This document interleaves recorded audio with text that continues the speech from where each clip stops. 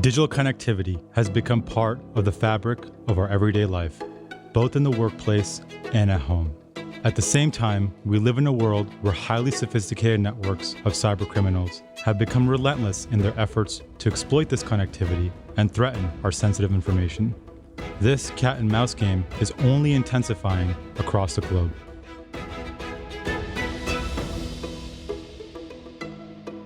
Palo Alto Networks CEO Nikesh Arora sits at the forefront of cybersecurity and has a unique window into the most menacing threats and promising solutions. Since taking the helm at the company in 2018, Nikesh has spearheaded the development of technology that streamlines cybersecurity into a cohesive platform and simplifies threat surveillance. As an analyst covering cybersecurity, I was curious about how Palo Alto Networks plans to confront rising security challenges fueled by increased connectivity, growing cloud adoption, and a more hybrid workforce. I traveled to the company's Santa Clara headquarters to speak with Nikesh about his strategic vision and steering Palo Alto Networks towards becoming the world's first $100 billion cybersecurity company. Nikesh, thank you so much for joining us. I really want to start this interview about you. What's really interesting about your background is that you came into the cybersecurity industry as an outsider, having worked at Google and a number of other companies. How did your prior experiences form the leadership philosophy that you have today?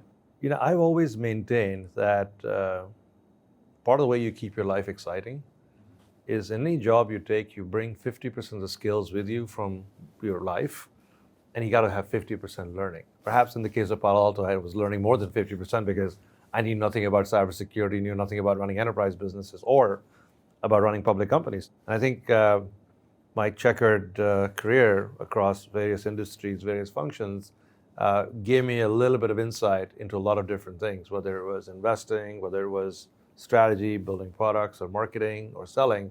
And I think you just bring those experiences to bear.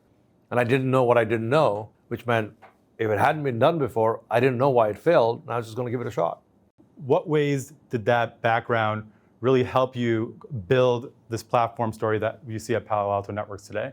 I went to Google, and Google was a small company when I joined. It was like less than $2 billion in revenue.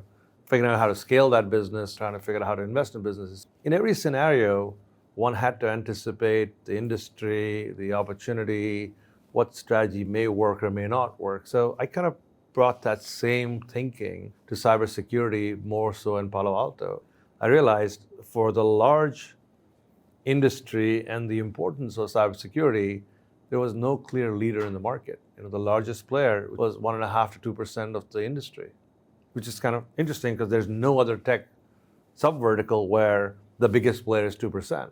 So you sit there and analyze, why is that true? And you quickly realize that it is one of the most innovative industries in the world because the bad guys are always working towards figuring out a new attack vector while you're busy trying to perpetrate the solution for the last one.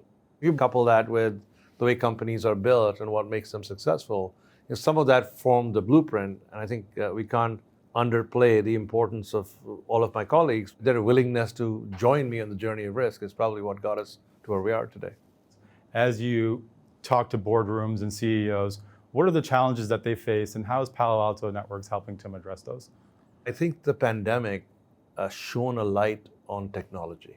And I think there was a renewed focus on making sure your technology is capable, things are working, and you are transitioning the technology architecture to what is needed for the time. And when all these cloud transformations, consequent network transformations all came into play. And the unfortunate side of it is like the attack surface expanded. We're all working from home. Suddenly every individual, every employee becomes a potential threat vector. You suddenly saw these organized groups get together and start realizing the economic opportunity of hacking organizations, getting data, selling it on the dark web. So, and the confluence of everything put a big light not just on technology transformations, but also the need to have a secure technology infrastructure. And I think cybersecurity has climbed to the top right of that risk graph, and every CEO, every board is required to pay attention to the risk of cyber attacks as well as the consequences. Macro has been a big topic these days, given the uncertainty in the environment today. Talk a little bit about why you think cybersecurity will remain relatively resilient against these growing recessionary trends that we're seeing. Relatively is the right word. There's a lot of committed transformation work that has sort of gone around the world, and that requires to be done in a secure way. Security is going to be a critical part of any transformation that's going to happen. And people are not going to step away from trying to cut costs, because security is about not how much you paid for it, it's about making sure you're secure. You can't buy something cheap because it's cheap. You got to buy something that's always more secure. So I think that way you'll see a relative resilience in the market. If the market continues to take a negative turn, I'm sure there'll be marginal impact.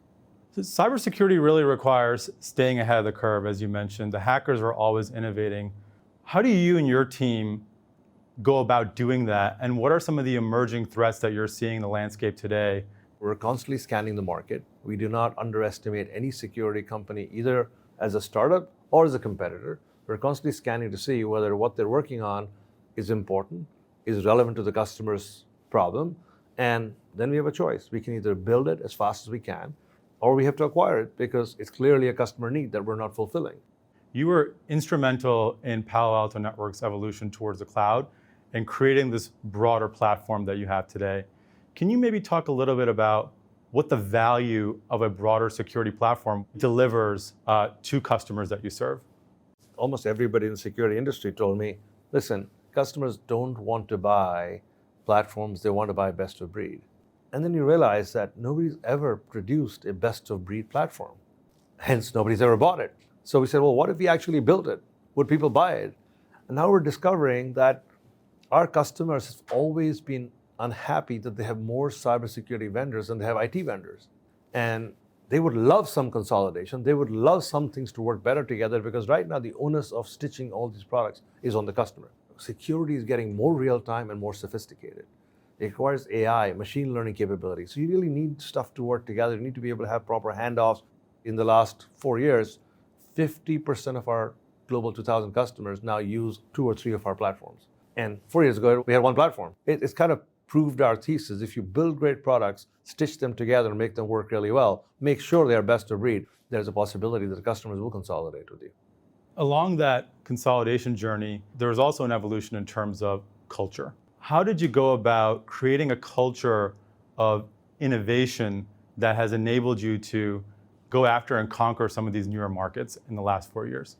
I think one of my biggest learnings personally at Palo Alto is me getting religion around the people topic. I was very cognizant of the role of people and the importance to building businesses and products and companies, but the pandemic really hit us in the face with it. My chief people officer and I spent a lot of time together, and we talked to third parties. When we started thinking about human values, what drives people, what makes them happy, like we were the first company to say we're not going to fire anyone. There's a lot of uncertainty around us with the pandemic. People are uncertain. They're not going to do their best work until they get certainty. So we showed up as the company that provided certainty to our employees.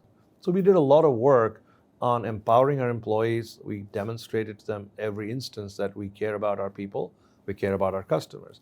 And that has slowly manifested itself in our employees. They love the company, they want to work here, they want to win. So we've built a culture where people understand that this evolution or radical shift in driving more innovation, creating better products, and trying to be the cybersecurity partner of choice, that can actually have positive impact. There are some who say that Palo Alto Networks will be the first $100 billion market cap name in cybersecurity. As you sit here today, what is your conviction level in that you can get there longer term? And do you feel like you have the pieces in place from a people, process, and product standpoint to get there? I think every company needs to be in a constant state of evolution, because what is good for $1 billion company doesn't work for a $10 billion company, doesn't work for a $50 billion company. And as long as we're here, we will make sure it evolves. Predicting market caps is your day job, so you can tell me if it's going to get there or not. All I know is our job is to make sure that our products are adopted by more and more customers, that we're solving more and more of their problems. Because in the end of the day, if you establish a value equation with your customers, that your stuff works, it actually demonstrates value, and you can actually put the entire system behind it to make sure all your customers can access your products and deploy your products, I think good things will happen. And you've seen that we have accelerated our top line growth rate in the last 4 years.